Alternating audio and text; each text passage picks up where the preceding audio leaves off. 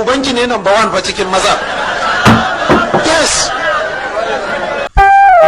Yanzu yadda na gama shirya wannan kamata in kira masoyiyata in faɗa mata cewa zan fita gurin aiki. Hege baki.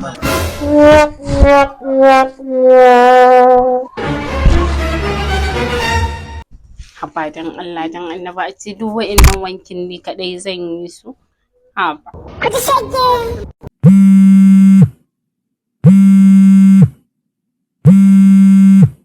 I want problems always. Hello? Hello masoyiya. Na biyu. Wallahi da na shirya ne zan fita gurin aiki nace bari in kira kin faɗa miki. Amma kuma gaba ɗaya na ji muryarki gaba ɗaya a dami. Wallahi baby yanzu maza ba su da hankali ba su da tunani wai dan Allah dan Annabi ka duba kayan da yana sai ya bani wai din ni zan wanke masa. Ubanki ne number one fa cikin maza. Yes. Hadda babanki da ya haife ki shine na farko.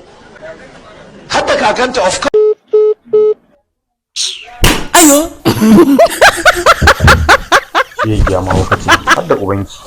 Ko ba mahaukata bane idan kai mahaukaci.